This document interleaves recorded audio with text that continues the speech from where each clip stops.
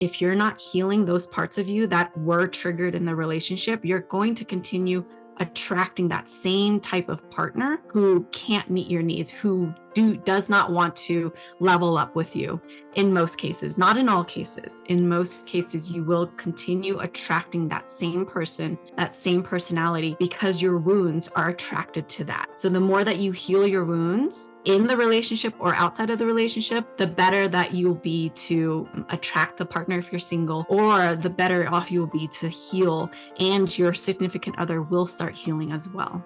Welcome to the Asian Dating Podcast. I'm your host, May Bugenhagen. I am the founder of Two Asian Matchmakers, a boutique matchmaking company that started in Los Angeles. And I'm always looking for lovely Asian women who are educated, intelligent, beautiful inside and out. So if that's you, I would love for you to join my Rolodex so I can get in touch with you when I set you up with my men paying clients. And welcome to the show. This week, I have Kathy Tiedtke. Her transformative journey began when she faced the hardships of toxic manipulation, gaslighting, and narcissistic abuse in her marriage. Instead of parting ways, her self-reflection led to a courageous decision to heal alongside her husband. Today, she is a marriage and relationship coach specializing in narcissistic abuse healing, empowering women and couples to break free from narcissistic influence, mend their hearts without the ache, and find unwavering love and trust. Welcome to the show, Kathy. How are you? Oh, good, May. Thank you so much for offering me this space to really speak to your audience and really share what I'm able to share about narcissistic abuse healing. And I'm so excited for our session today. Love it. Yeah. Tell us a little bit about how you got started and what made you decide to work in this space. Yeah, definitely. So, my journey actually started when I asked my husband for a divorce. I was experiencing a lot of narcissistic abuse from him. And this really started at the beginning of our relationship. And I honestly just kind of brushed it off. I tried to do everything that I could. I finally asked him for a divorce after we decided to move to Colorado from California. Things have just blown up so much, and I just did not feel that I was being heard, really being seen in the relationship, and that my needs weren't really being met. And so I finally asked him for a divorce after just years of fighting, years of explosive arguments, most of it ending in me crying or us just sleeping in separate bedrooms. And so I went ahead and asked for that divorce. And then I finally saw how devastated that request put my husband through. So he was just feeling extremely devastated. And I really saw that it triggered this abandonment wound that he had with his mom, which really made me reflect on my how I was showing up in the marriage or how I was not showing up in the marriage. I had asked him to show up 110% every day in our marriage. And so when I did the self reflection, I came to the realization that I wasn't doing that myself. I wasn't even showing up at 75% in the marriage. So I really was able to reflect on myself and realize I can't ask him to do something that I myself have not even done. So the day after our divorce conversation, I went ahead and said, you know what? I made the decision to stay in the marriage and asked him to really work things out. So I just went on this path of self development, of healing. I went to traditional therapy, and I was able to start healing myself and start bringing myself back into the confident, beautiful, vibrant person that I was before I got into the relationship. And in doing so, I felt that there was something missing in therapy. And so I went ahead and just started looking around, and I found a coaching course and I went through it. I started healing myself from the inside out. And that's how I arrived today. So I'm a marriage and relationship coach specializing in narcissistic abuse healing. So, when you said that you faced hardships of toxic manipulation, gaslighting, and narcissistic abuse, what were some of the examples that your clients might have come across, or maybe in your own marriage? Like, What are some signs or ways that people can recognize this in their own marriages? Definitely. So one of the first things that come up for me right now is that a lot of people think that when you're being dismissed, that somebody does not feel or think that what you're bringing to the table is important. What's actually happening in most cases is that that person who is being dismissive is actually avoiding the problem because they don't know how to handle it. So a lot of that is happening in my clients' relationships, and that actually happened in my relationship as well with my husband, because I felt like he was not paying attention. He wasn't listening to me. He was not concerned about my needs that I was bringing to the table and asking for to be met. And after doing my healing and really bringing a compassionate understanding to the situation, I was able to arrive to the understanding that he's not dismissing me because he doesn't care. He's dismissing me because he himself does not know how to handle the situation. He doesn't know how to respond. He doesn't know what to do. So therefore he's just dismissing it because he wants to get away from it. So, Yeah. are you saying that if our partner dismisses us, that there's an underlying reason? It's not the reason that I think it's could be something else. And how did you ask him about that? Like, how did you know it was just him not knowing how to handle the situation and not just brushing you off and wanting to ignore you? Yeah. So it could be an underlying issue. So when I bring these conclusions to my clients, it's a conclusion that is very specialized in their situation. And it's very common that people avoid situations because they don't know how to handle it. So it is common, but it's not the definitive solution. It's not the definitive underlying problem. So in his case, what how I came to that conclusion is that I took myself out of the problem, the experience, and I looked at it from a bird's eye view. So I looked at the whole picture versus taking the situation personally. And I stepped back and I consciously asked him questions of, hey, what do you think about this? What's going on in your mind right now? What are your thoughts around this that's creating this pattern of you avoiding the situation or being dismissive? I want to understand so that I can react or I can respond in a proper manner. And I would like to just understand how your past has shaped you today, where all of this is coming from. And that's really, it's just asking a lot of open ended questions that aren't finger pointing. You know, there's a lot of society, we are taught to blame people unconsciously of, well, you're doing this and why are you doing it? So instead of asking why, I ask him, hey, what is the cause of this? How are you coming to this conclusion? How are you getting to this point? What is really the driving factor behind it? And really asking these open ended questions is how we arrive to an understanding of, oh, this is what his childhood looked like. This is what his mother modeled to him. And that's all he knew. That's where this pattern came from. But in the heat of the moment when you're arguing and then you ask him those things, Mhm. do they really respond with Oh, no, no, not. What I teach my clients is to take a break.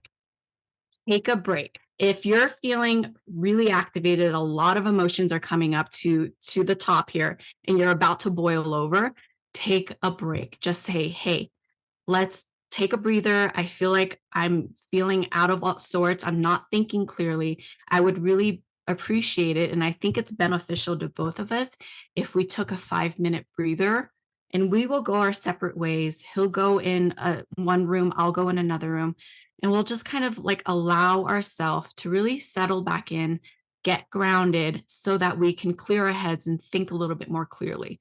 That's when we'll come back together at a later point and talk to each other. It's just, hey, let's really talk about this again, but in a different light. I really want to understand where you're coming from. And then I'll let you know where I'm coming from.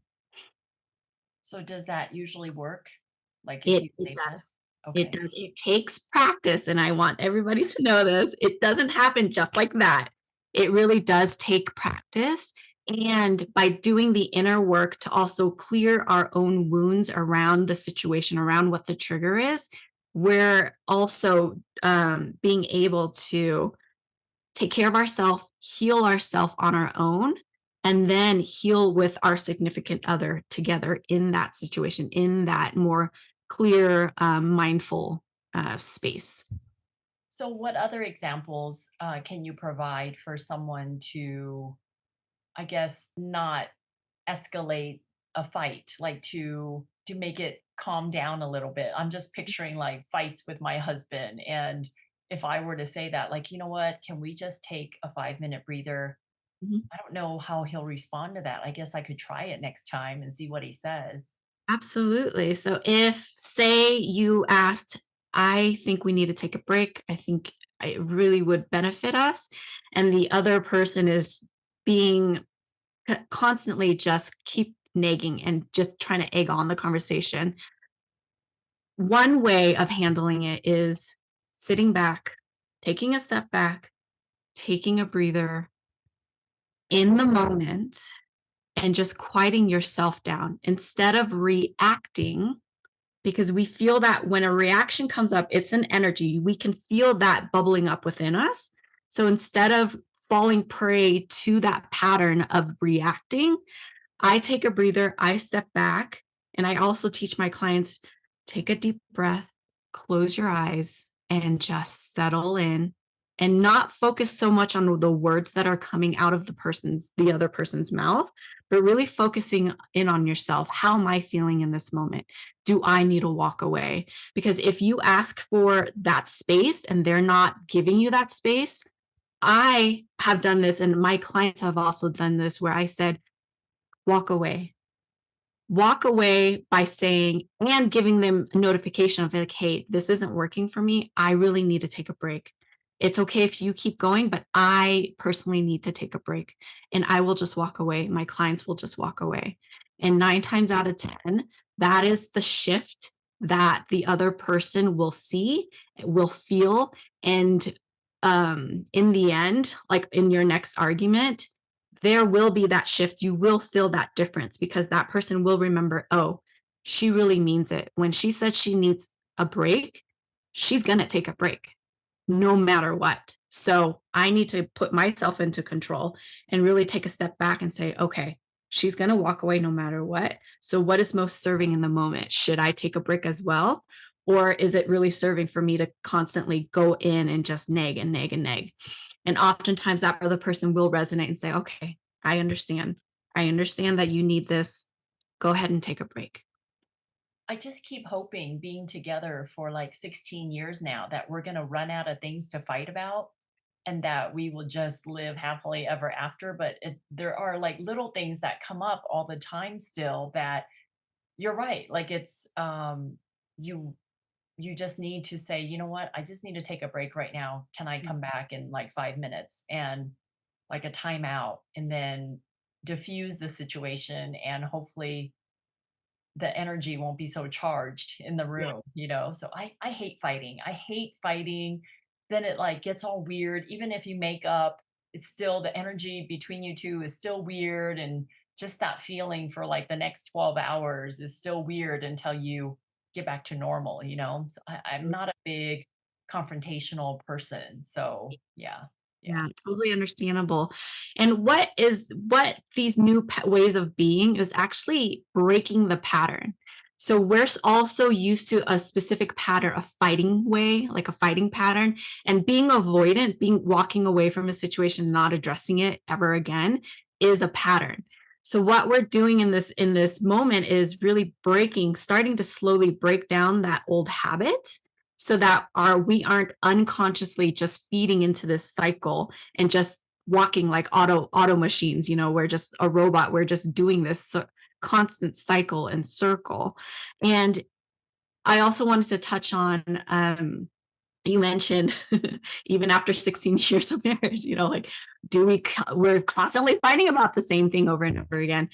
Understand that it is common, it's completely common. Most couples will fight about something that they fought about 10 years ago, that they fought about 5 years ago, that they fought about just yesterday.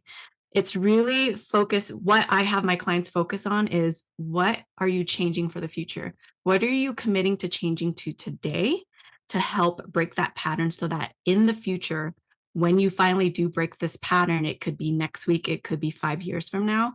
What could you look back and celebrate and say, you know what? I remember that fight that we had, and you made a change that has been so great for this marriage. You said, I'm going to take care of myself and I'm going to walk away. And that has stuck with me forever. I cannot tell you how many times my husband has said, thank you so much for doing that. Thank you so much for changing that. Thank you for taking the lead on that. And the change really starts within us first, and organically the other person will see that change, and usually that will cause them to go into their own healing journey, into the changes that you've been asking for. So the change really starts with us first. So there is nothing wrong with saying, I just need to walk away, because it shows that, okay, that you're want to take a break and that you don't want to keep escalating. I think the part where you don't take a break is the escalation of potentially saying the wrong thing, or bringing up something that doesn't need to be brought up, or just all this other stuff going on. So Yeah. yeah, I get it. I get it. Okay. So um what about, have you ever met someone who is uncoachable? Like you just can't help them, or they don't want to be helped? Like what instance would that be, if so? Yeah, definitely. So I, knock on wood, fortunately have not had to fire anybody as a client or not take on anybody as a client. Um, There have been people where I've done first sessions with, where I had to refer over to a therapist first because of trauma. So with coaching, some people are uncoachable in a sense that they're not ready to make that change. On a scale of 1 to 10, if they're a 3 wanting to make the change versus somebody who's at an 8, that person technically would be uncoachable because they're not ready. If you're not at an 8 ready to make that change, saying that, you know what, I can't take this anymore, something has to happen, you're not going to add a 3. You're not going to make those steps because you're not invested enough. So in that sense, that person would be uncoachable. The other side to that is that I've had to refer people out to therapists. And that's really because I'm trauma informed, but I'm not a trauma therapist.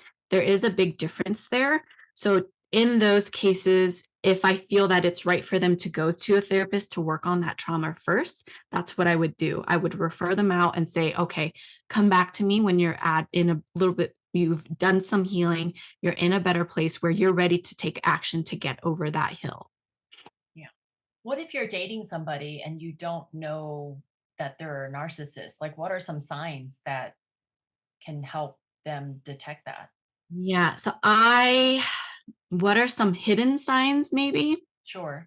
Yeah, so definitely masks. There's a lot of masks that are coming to my mind right now. Is a lot of people have wounds underneath, right? These wounds, we create behaviors out of these wounds. And so when somebody is masking that behavior that's coming from a wound, it could look like, the traditional love bombing, yes. The traditional gaslighting of, oh, you're overreacting, things like that. Some people have masks where they say at the beginning, oh, I totally validate you. I'm empathetic. Like, I understand what you're going through. And all of those could be hidden behaviors. What happens is that the more that they do it, the less that they catch themselves in the moment. So, what I mean by that is, in the moment, say we're just dating in the first 6 months, right? And I'm saying, oh God, you're great. You're wonderful. I really see a future with you. They say all of these things unconsciously. So they can't catch themselves consciously in the moment. So what that happens later on is that these unconscious behaviors and words that they're saying, their truth will actually start coming out because they're saying these things so unconsciously. They don't even know that they're doing it sometimes. So that's also another trigger of people saying with a narcissist, hey, you said this, and this. Oh, no, I didn't. In their mind, because they said it in an unconscious state, to them, it's very true. I didn't say that because I don't remember saying that because I was unconsciously saying it in this wounded space. Even though I'm conscious, I'm looking at you in the eyes, I'm feeling everything that you're feeling. I myself have went into this wound. I kind of, in a way, checked out, and I'm just saying things now just to get you to like me. Does that make sense? So it's just, there are a lot of hidden things. However, it's hard to tell until you start getting to know somebody a lot further down the road, in a more intimate way. It's not just the fluff of the initial 6 months of dating and being together. In your experience and your research, do a lot of couples stay together like you did with a narcissistic partner, or do they tend to break up more often? Oh, great question. So I think with modern day society, we are so upfront about telling our friends to just leave, just run away, just do this. Most couples that aren't married tend to fall apart because they are so attached to their own wounds of, you can't act this way, it's hurting me, instead of bringing that compassionate understanding of, hey, what's causing this, they will break up. However, in marriages, they do tend to stay together more often because kids are involved, houses are involved, finances are involved. So there's a lot more at stake when it gets to that point. So a lot more married couples stay together, and a lot more, without the healing, without the coaching, a lot more of the non-married couples do split. So, how would you know when they need to seek help? Like, is there a quiz that they take? Is it just their friends telling them you need to see somebody or you need to break up with him? Like, what are some signs? When should someone reach out to you or a coach for help? Absolutely. So I want to preface this by saying I have clients who don't need help. They are in a beautiful place together and they are constantly looking to develop outside of each other and together. So coaching isn't just for people who are looking for help. It's actually for people who also want to level up their lives and level up their relationship and continue growing. When it comes to people who are in the space of, do I need a coach? Do I need a therapist? What do I need to do? My suggestion or my recommendation is take a look at the past year, 3 years, however long this has been going on. Has anything changed? Has any improvements happened from both sides, not just the other person, but like, have both of you been trying to work together to get to a better place? And if the answer is no, then definitely I would reach out to a therapist, a coach, anybody who you feel is aligned for you to work with to get help. Oftentimes, people just stay in this rut and then they just kind of fall apart and just kind of disassemble. However, what that does is if you're not healing those parts of you that were triggered in the relationship, you're going to continue attracting that same type of partner who can't meet your needs, who does not want to level up with you in most cases, not in all cases. In most cases, you will continue attracting that same person, that same personality, because your wounds are attracted to that. So the more that you heal your wounds in the relationship or outside of the relationship, the better that you'll be to attract the partner if you're single, or the better off you will be to heal, and your significant other will start healing as well. Yeah, that's excellent. Excellent. So, do you have any success stories of people you've worked with? Is there like a sample without telling names, like Yeah, what their journey was with their healing through you? definitely. So I've had clients in the past, a handful of clients in the past with trust issues, with the narcissist who is out seeking attention. So there are success stories there where they have been able to heal themselves from that, the lack of trust, from that being broken, into a very trusting relationship where the other person actually stopped seeking attention outside of the relationship because they saw what wound that was. They saw what the mirror was of, what am I looking for? Can I get that to can I get that from my partner? Yes, absolutely. And can I give that to myself as well? So my those clients have been able to build trust again, they stopped checking each other's phones. There's no more intrusion of emails, text messages, all of that. They've been able to get past that and have a beautiful, trusting relationship. And then the other group of clients that I'm thinking about is has a lot to do with actually family relationships. So the couple themselves were not um, the narcissism wasn't really in their relationship, but more of the family members. You hear about it all the time, the mother-in-laws and like the grandmothers and the sisters and things like that. So when it comes to those couples, they've been able to repair and create boundaries with those family members. And I've had family members come into these coaching sessions as well, where I can bring a different perspective in, and they were able to understand how their wounds are triggering their behaviors and thus creating these problems in that couple's relationship as well. So they've been able to build a beautiful relationship, really put out those boundaries, and then also heal that relationship so that it's easier during the holidays and people aren't stepping on each other's toes and things like that. So, what is your message to victims of narcissistic abuse? What would you say to them if they are suffering from that?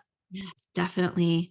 It is possible. It is 1,000% possible to heal yourself while you're still in the relationship. And this will give you time to really figure out if you want to leave or if you want to stay. But the healing it does not wait for you to leave. You can absolutely do that today, right now, while you're still in the relationship. And if you still want to leave, beautiful, because you will stop attracting those personalities. Do both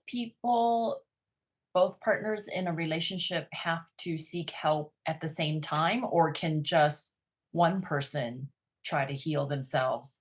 Yeah. Definitely one person can heal themselves, and I'm living proof of that. I started healing myself first before my husband got on board with his own healing. And what happened was that he saw how I was changing. He saw how I was showing up differently. He saw how differently I was supporting him, even though I was still feeling the pain and the triggers and things like that. He saw how much I was still supporting him and wanting him to heal his wounds while I was doing the same. Did your friends and family see the difference in your relationship? And if so, what did they see? Oh, absolutely. They have seen us interact differently around each other when we're in, family group settings. And they've seen how differently we support each other and how differently we interact with each other, even with family members. So there's no longer that distancing. Even though you're together in the same room, you can be right next to that person, but you can still see the distance between people when they're not in the greatest space. So they've been able to really see the difference in how we were showing up for each other. And that also bled into how we were showing up differently for our family members and how we were treating them differently with more compassion, with more understanding and acceptance. Very nice. So, what would your one message be as a tip to somebody that thinks they're with somebody who's narcissistic? Maybe they're having some narcissistic abuse, but they're not sure. Like, what advice would you give them? Yeah, I would definitely say always take care of yourself first. Where your well-being matters the most. And if you feel that you may be in a narcissistic relationship with somebody, take a step back and understand what is triggering you and start from there before you start interacting with that person. I understand how challenging that could be. However, when you focus in on yourself, that will automatically gravitate towards the other people.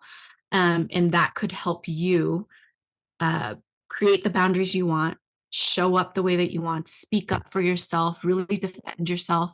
You'll change from the inside out, and that person will see it. And that will either scare them away because that's not what they want, or it will actually bring them closer to you because they want what you have. Like, what are you doing differently? What's your secret sauce? Let me have some of that. Now, how would people get in touch with you, and who is your ideal client to help? Absolutely. So everybody can get in touch with me via email or my social media. My email address is your coach Kathy, and that's Kathy with a K at gmail.com, or my social media, Instagram, Facebook, and TikTok handles are at your coach Kathy. Very Yeah, nice. Very nice. Well, thank you so much, Kathy. Just mind blown because I've never really had experience with narcissism or gaslighting, or maybe if I did, I wasn't aware of it. But I know now people are really talking about it and really trying to seek help. So you are actually the first narcissistic coach I've had the pleasure of interviewing and talking to and just learning from. So thank you so much.